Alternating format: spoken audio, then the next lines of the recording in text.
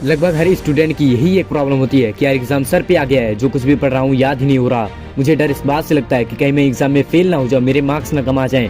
मैंने सारा टाइम सिर्फ मोबाइल चलाने में, दोस्तों के साथ घूमने में, इधर उधर फालतू की चीजों में बर्बाद कर दिया है। मेरे पास सिर्फ 2 महीने ही बचे हैं। अगर मैं फेल हो गया तो घर वालों को क्या जवाब दूंगा? इस सिचुएशन में कौन मुझे सपोर्ट करेगा? मैं तुम्हें सपोर्ट करूंगा। बस इस वीडियो को लास्ट तक देखते जाओ, क्योंकि इस वीडियो में मैं आपको कुछ ऐसे रूल्स बताने वाला हूँ जिसे अप्लाई करने के बाद आप अच्छे मार्क्स आराम से स्कोर कर सकते हो। So let's start the video. Rule number 1, अब जितना भी टाइम बचा है उसको सिर्फ पढ़ाई में लगा दो। देखो, एक साल में 365 दिन होते हैं, यानी कि 12 महीने। इसमें से तुमने अबाउट 80% टाइम बर्बाद कर दिया है, लेकिन जो 20% टाइम बचा है उसे ये सोचने में बर्बाद मत करो कि मैंने बहुत टाइम बर्बाद कर दिया, इतने कम समय में अब कुछ नहीं होने वाला। अगर यही सब सोचते रहे तो जो बचा हुआ टाइम है वो भी बर्बाद हो जाएगा। तो पहले सोचना बंद करो और अपने काम पे लग जाओ। रूल नंबर 2, हार्ड चैप्टर को पहले पढ़ो और आसान चैप्टर को बाद में। हमारे सिलेबस में 2 टाइप के चैप्टर होते हैं, एक हार्ड होता है, दूसरा आसान होता है। एग्जाम में भी 2 टाइप के क्वेश्चंस आते हैं, एक हार्ड क्वेश्चन होता है और दूसरा थोड़ा आसान होता है। अगर आप हार्ड चैप्टर को या फिर हार्ड क्वेश्चंस को अगर पहले सॉल्व करोगे तो उसके बाद जो थोड़ा सिंपल क्वेश्चंस हैं वो और आसानी से सॉल्व हो जाएगा। तो इसीलिए मैं आपको रिकमेंड करूंगा कि आप हार्ड क्वेश्चंस को या फिर हार्ड चैप्टर को पहले खत्म करो और आसान चैप्टर को बाद में। रूल नंबर 3, जितना हो सके चैप्टर को समझने की कोशिश करो। एग्जाम के पहले जब हमारा टाइम बहुत कम होता है तो उस वक्त हम लोग एक बहुत बड़ी गलती करते हैं, वो है किसी भी आंसर को रटना। हम लोग क्या करते हैं कि रटना शुरू कर देते हैं, चाहे वो कोई आंसर हो या फिर कोई सिलेबस हो। तो आप लोग ये गलती अगर कर रहे थे तो इसको अभी से छोड़ दो और इसके जगह पर चैप्टर को स्टडी करो, उसको अच्छी तरह से समझो, क्योंकि एग्जाम में जो मैक्सिमम क्वेश्चंस आते हैं वो हमारे चैप्टर में से ही आते हैं। अगर आपने उन चैप्टर्स को अच्छी तरह से समझ लिया तो आपको उसमें से जितने भी क्वेश्चंस दे दिए जाएं आप उसे सॉल्व कर लोगे और आप उसे एग्जाम में भी लिख लोगे। तो इसीलिए किसी भी आंसर को या फिर किसी भी सिलेबस को रटो मत, उसे समझ के पढ़ो। Rule number 4, do more practice before exam. ये रूल हर फील्ड में खुद को बेस्ट बनाने के लिए सबसे अच्छा है और एक बहुत ही कमाल की लाइन है कि practice makes a man perfect. Practice से एक इंसान को किसी भी फील्ड में बेहतर बना देती है, चाहे वो फुटबॉल हो, क्रिकेट हो या फिर एजुकेशन ही क्यों न हो। किसी भी फील्ड में अगर आप ज्यादा प्रैक्टिस करोगे तो आप उसमें परफेक्ट बन जाओगे, यानी कि आप उसमें बेहतर बन जाओगे।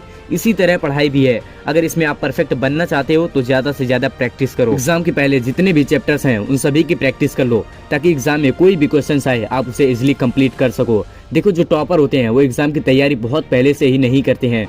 हाँ, मैं मानता हूँ कि कुछ ऐसे स्टूडेंट होते हैं जो कि एग्जाम के 4 से 5 महीने पहले ही एग्जाम की तैयारी करना शुरू कर देते हैं और 2 से 3 महीने में एग्जाम की तैयारी करने के बाद फिर जब एग्जाम सिर्फ 15 से 20 दिन रहता है वो उन सब चैप्टर्स की प्रैक्टिस कर लेते हैं और एग्जाम में आराम से लिख देते हैं। इसी तरह आप भी करो, इस वीडियो में बताए हुए सभी रूल्स को फॉलो करो, उसको अपने स्टडी में अप्लाई करो। Rule number 5, don't procrastinate to study. ये रूल इस वीडियो से थोड़ा हटके है, फिर भी मैं आपको कहता हूँ कि पढ़ाई को टालो मत। जब हमारा एग्जाम आने में सिर्फ 6 से 7 महीने बाकी होते हैं तो हम लोग यही कहते हैं कि यार एग्जाम तो अभी बहुत दूर है, मेरे पास बहुत टाइम है, बाद में पढ़ लूंगा। यानी कि हम लोग एग्जाम के अकॉर्डिंग पढ़ाई करते हैं, बल्कि हमारे अंदर ये होना चाहिए कि हम लोग कैसे ज्यादा से ज्यादा एजुकेशन हासिल करें, क्योंकि exam is temporary but education is permanent. देखो, एग्जाम आता रहता है, जाता रहता है, लेकिन एजुकेशन ये हमेशा के लिए सबके पास होना बहुत जरूरी है। अगर आपके पास एजुकेशन है तो आप एग्जाम में आराम से टॉप कर सकते हो। इसीलिए फोकस करो एजुकेशन हासिल करने पे, ताकि आप अपनी जिंदगी को बेहतर बना सको। और ये सोचकर एजुकेशन हासिल मत करो कि इससे मुझे सिर्फ एग्जाम में टॉप करना है और इसके बाद मेरे पास एजुकेशन रहे या ना रहे कोई फर्क नहीं पड़ता। नहीं, बिल्कुल नहीं। एजुकेशन इसलिए हासिल करो ताकि आपका माइंड पूरी तरीके से खुल जाए, जिस फैक्टर में आप हो उससे रिलेटेड आपको इन्फॉर्मेशन मिल जाए। अब हम इन रूल्स को एक बार फिर से रिपीट कर लेते हैं। पहला रूल, अब जितना भी टाइम बचा है उसे पढ़ाई में लगा दो। जब हम अपना पूरा टाइम बर्बाद कर देते हैं तो अंत में हमें खुद पर पछतावा होता है, लेकिन क्या पछताने से आपका टाइम वापस आ सकता है? बिल्कुल नहीं। इसीलिए पछताना बंद करो और जितना भी टाइम बचा है उसे पढ़ाई में लगा दो। दूसरा रूल, हार्ड चैप्टर्स को पहले पढ़ो और आसान चैप्टर्स को बाद में। अगर आपने हार्ड चैप्टर्स को पहले पढ़ लिया तो जो थोड़ा आसान चैप्टर्स है वो और भी आसान हो जाएगा, इसीलिए हार्ड चैप्टर्स को पहले पढ़ो। तीसरा रूल, जितना हो सके चैप्टर्स को समझने की कोशिश करो। अगर आप उस चैप्टर्स को अच्छी तरह से समझ गए तो एग्जाम में आराम से लिख सकते हो।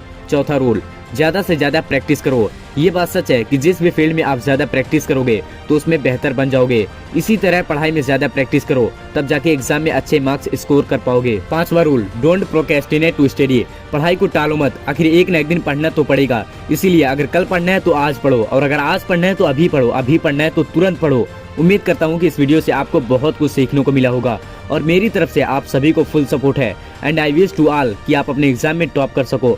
और अगर आपको पढ़ाई रिलेटेड कोई भी प्रॉब्लम है तो आप कमेंट करके पूछ सकते हैं। और अगर आप इस चैनल पर नए हैं तो इस वीडियो को लाइक करके इस चैनल को सब्सक्राइब कर दीजिए। मिलते हैं अगली वीडियो में, तब तक के लिए आप सभी को बेस्ट ऑफ लक।